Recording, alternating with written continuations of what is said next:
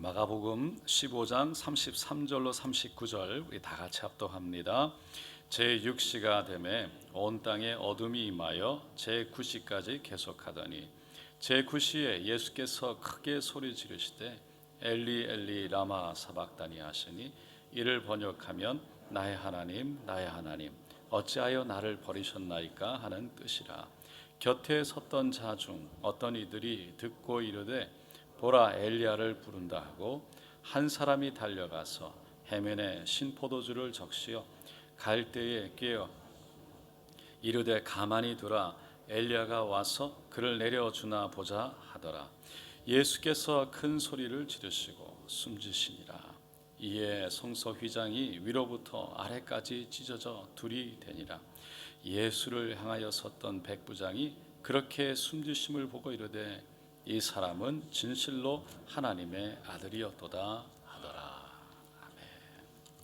어제는 세상 사람들이 군중들이 로마 군인이 지켜보았던 바라본 십자가였습니다. 세상 사람들이 바라보는 십자가는 미련하고 걸림돌이 되는 그런 것이지만 거리끼는 것이지만 우리 믿는 사람들에게는 구원의 능력이요 또한 부활이요 승리인 줄로 믿습니다. 오늘은 하나님이 바라본 십자가입니다. 이 십자가는 하나님의 관점에서 바라본 십자가입니다. 하나님의 관점에서 이 십자가를 우리가 바라보게 되면 우리가 이런 질문을 하게 됩니다. 하나님, 왜 하나님은 예수님을 그렇게 끔찍한 고통스러운 십자가를 지게 하셨습니까? 이 질문에 대한 답으로 성경은 하나님의 공의에 대해서 말씀합니다. 다시 말해서 하나님의 공의 때문에 하나님은 공의로우신 분이시기 때문에 죄를 적당히 눈 감아 줄 수가 없기 때문이라는 겁니다. 공의라는 것은 영어로 justice라고 말하고 있는데 이거는 누군가가 잘못을 하면 죄를 지으면 그 죄에 대한 대가를 치르게 해서 올바름을 바로 잡고 세우는 것이죠.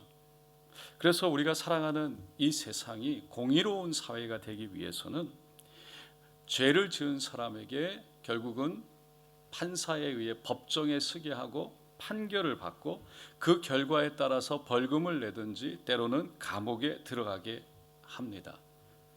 그래서 공의란 죄를 지으면 그 죄에 대한 대가를 죄값을 반드시 치르도록 심판이 있는 것이 또 그런 사회가 공의로운 사회고 그것이 공의라고 한다는 것이죠. 마찬가지로 하나님은 공의로운 하나님이시다라는 뜻은 죄에 대해서 반드시 심판하시며 그 죄값을 반드시 물으시는 하나님이시다라는 뜻입니다.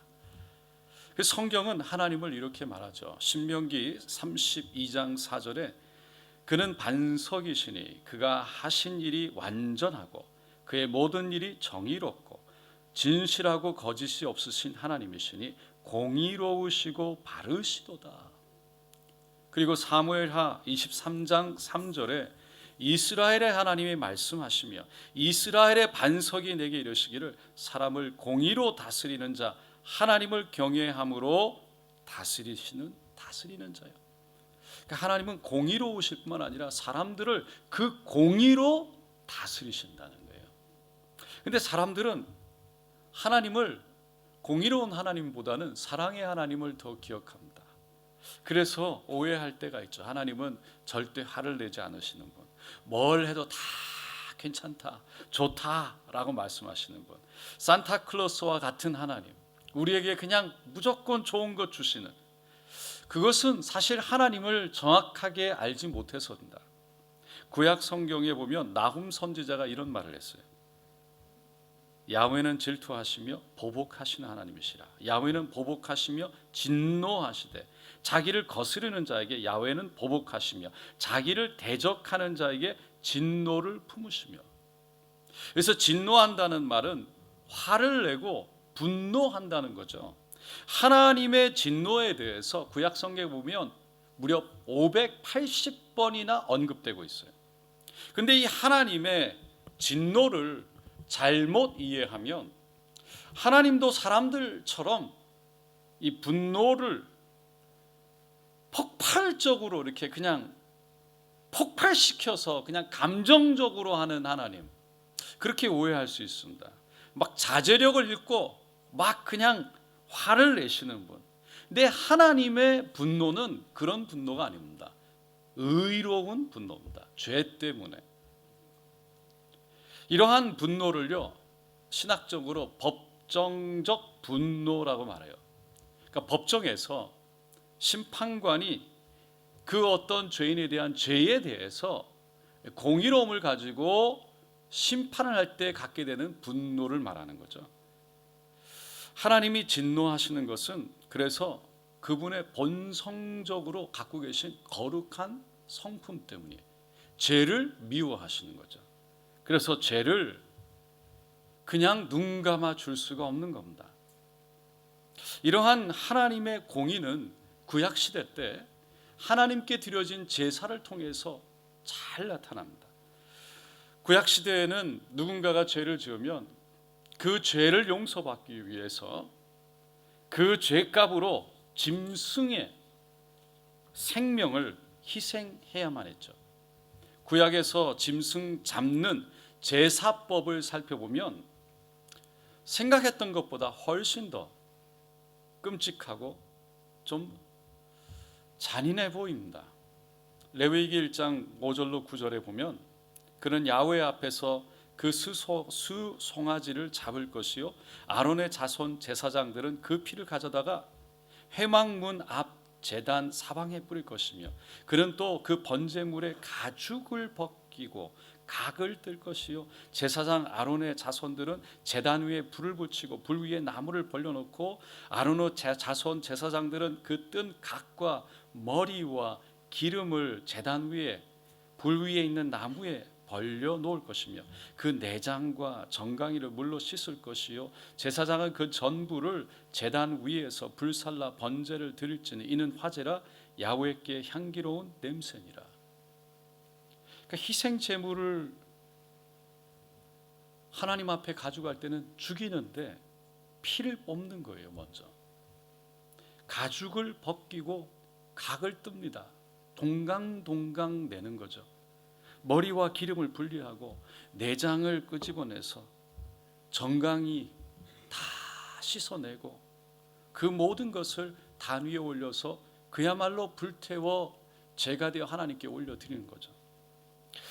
그 모습을 우리가 한번 상상만 해봐도 그 짐승을 죽이고 각을 뜨고 씻기고 제단 위에 올려놓고 불을 피우는 그 제사장의 모습이 어땠을지 아마 피반복이 되었을 거예요.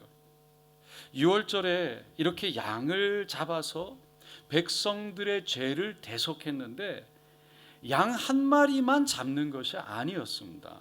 성경이 기록될 당시 이스라엘 백성들 중에 남자들, 그러니까 18세 이상이겠죠. 하나님이 베푸신 출애굽 사건을 기억하기 위해서 의무적으로 매년 예루살렘으로 올라가 6월절 양을 한 명당 그 한 마리씩 잡아야 했다는 거예요. 그래서 하나님께 드려야 했다는 겁니다. 그들이 잡아서 죽인 양의 숫자가 엄청났던 거죠. 유대인 역사학자 요세푸스에 의하면 그 6월절 하루 동안 잡았던 양의 숫자가 무려 25만 6천 마리였을 것이다. 이런 식으로 따지면 이스라엘 역사에서 예수님이 오시기 전까지 약 1500년 동안 하나님께 드려졌던 이 제사, 그 흘린 피의 양은 정말 그 양의 피는 이루 말할 수가 없는 거죠. 그러면 왜 하나님은 그렇게 수많은 짐승들을 죽게 하셨을까? 우리의 죄악이 얼마나 끔찍하고 참혹한 것인지를 알게 하기 위해서였다라고 말합니다. 그리고 예수 그리스도의 보혈의 가치가 얼마나 큰지를 나타내기 위함이다. 예수 보혈의 가치는 수천 년간 구약의 제사를 통해서 흘린 그 엄청난 동물의 짐승의 피를 대신하고도 남을 만큼 가치가 있고 보배롭고 그 의미 있는 힘이 있는 무게가 있는 피였음을 하나님은 말씀하고 싶었던 겁니다. 이러한 십자가의 의미에 대해서 누군가 이런 말을 했대요. 어떤 문제의 심각성 정도는 그 문제에 대한 해결책의 강도로 알 수 있습니다. 문제가 크면 해결책도 큽니다. 인간의 죄의 문제가 작은 것이었다면 하나님도 그저 책 한 권에 그 해결책을 아주 간단하게 보낼 수도 있었을 겁니다. 그러나 하나님은 그의 아들을 보내셨습니다. 그것은 이 죄의 문제가 얼마나 크고 심각한지를 우리에게 알려주는 것입니다. 하나님은 구약의 제사 제도를 통해서 인간의 죄가 얼마나 심각한지를 알려주신 거예요. 존 피셔라는 목사님이 어느 날 아침에 레위기를 읽다가 그 짐승들을 하나님 앞에 올려드리는 그 제사가 얼마나 끔찍한 제사였는지 묵상하면서 이런 글을 적었대요. 나는 소, 염소, 양을 죽일 준비를 하고 하루를 맞는 제사장이 되는 상상을 했다. 가죽을 벗기고 내장과 지방을 제거하고 각을 뜨고 비둘기라면 머리를 비틀고 날개를 찢고 그런 다음에 여기저기 제단에 다른 제사장의 발가락과 깃불에 계속 피를 뿌린다. 그 냄새와 낭잔 핏자국과 파리떼와 쓰레기를 상상해보라. 게다가 이런 일을 끝없이 한다. 제사장이 방금 황소를 죽이고 막 제사를 마쳤는데 한 사람이 나타나서 이렇게 말한다. 저를 위해 희생 제물을 드려 주십시오. 제가 이웃집에 물건을 훔치는 죄를 짓고 말았습니다. 내가 제사장이었다면 소를 잡는 대신 나는 아마 그를 잡았을 것 같다. 이런 일이 수없이 반복되면 한 번쯤은 제사장 중에 누군가는 끈적끈적한 그 피 묻은 손을 하늘 높이 쳐들고 소와 양과 비둘기들이 우는 가운데 이렇게 큰 소리로 외치지 않겠는가? 아, 이 사람들아, 제발 죄 좀 짓지 마라. 여러분, 죄값은 사망입니다. 죽음입니다. 그만큼 죄의 문제가 심각하다는 거죠. 이 죄를 근본적으로 해결하는 그 길은 공의의 하나님 입장에서는 우리를 살리는 길은 죄 없는 자가, 다시 말해서 독생자 예수를 십자가에 내어주는 길밖에 없었던 겁니다. 그래서 십자가는 하나님의 공의를 드러내고 나타내며 뿐만 아니라 우리를 사랑하시는 그 하나님의 대속의 은혜를 나타내는 아름다운 십자가인 것입니다. 오래전에 가이드 포스트지에 이런 이야기가 실렸습니다. 글을 쓴 분은 나이가 지긋이 든 분인데 어렸을 때 있었던 일을 회상하면서 썼습니다. 미국에 참 대공황이 왔을 때 그 어른은 어린 시절 힘든 시간을 보냈지만 그의 옆에는 아주 인자한 할아버지가 계셨고 할아버지는 소년을 아주 사랑하셨대요. 그런데 그 대공황, 어려운 시기라 많은 사람들이 밥을 굶었고 정말 열심히 일하지 않으면 안 되는, 그래서 살아갈 수 없는 그런 상황이 있었대요. 근데 그 소년은 아무것도 모르니까 그냥 천진난만, 어떻게 보면 철없는 개구정이었다는 거죠. 할아버지가 어느 날 그 소년을 데리고 밭에 가서 일을 시켰답니다. 낫을 하나 주고는 이것으로 곡식을 베야 한다는 거였어요. 밭에 일거리가 밀려 있고 사람은 부족하고 일손이 모자라니까 어린 소년도 데리고 와서 이 밭을, 이 곡식을 베라고 했는데 요 정도 구역을 가르쳐 주고는 이것을 오늘 오전 중에 다 마쳐야 한다라고 알려주었습니다. 할아버지가 조금 떨어진 곳에 가서 일을 하는 동안 소년이 조금 해보다가 졸음이 와서 이렇게 낫을 옆에 던져놓고 그냥 들어 누웠대요. 그리고는 낮잠을 자게 되는데, 잠을 자게 되는데 갑자기 느낌이 이상해서 눈을 떠보니까 할아버지가 저쪽에서 아주 화가 난 얼굴로 막 오는 겁니다. 무엇보다 그 손에 무서운 채찍이 들려 있었습니다. 소녀는 그 할아버지의 얼굴과 채찍을 보는 순간, 아, 내가 죽었구나, 이제는 죽었구나라는 두려운 생각이 들었대요. 할아버지가 성큼성큼 와서는 놓여있는 낫을 탁 들더니 구석에다 던져놓고 채찍질을 그 낫에다가 사정없이 하는 겁니다. 그리고서는 낫을 들고는 이 나쁜 낫 같으니라고, 우리 손자가 열심히 일을 하려고 하는데 어디서 게으름을 피우고 있어. 그리고 미소를 짓고 소녀를 향해서 그 낫을 주는 겁니다. 이제 한번 사용해봐라. 이제 말을 잘 들을 게다. 그제서야 소년이 미소를 짓고요, 네 할아버지, 정말 이제는 낫이 말을 잘 들을 거예요. 그 이후로 소년이 열심히 일했대요.